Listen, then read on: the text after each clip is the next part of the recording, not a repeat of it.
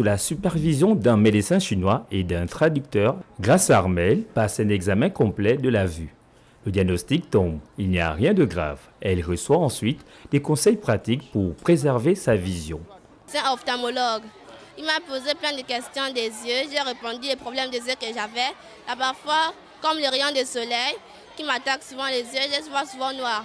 Mais comme je ferme un peu les yeux, je vois clair. Et aussi les maux de tête. Il m'a dit qu'il y a un produit qu'il faut souvent mettre aux yeux. Mais l'expérience ne s'arrête pas là. Plusieurs élèves sont ensuite dirigés vers un autre médecin, celui de la médecine traditionnelle chinoise. Dans la médecine traditionnelle chinoise, il y a des méthodes comme acupuncture, comme les massages. Et exactement, l'acupuncture et les massages spécialisés pour les enfants.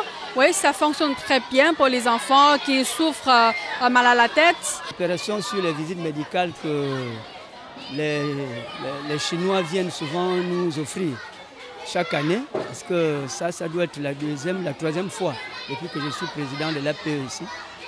Je trouve que c'est une bonne chose.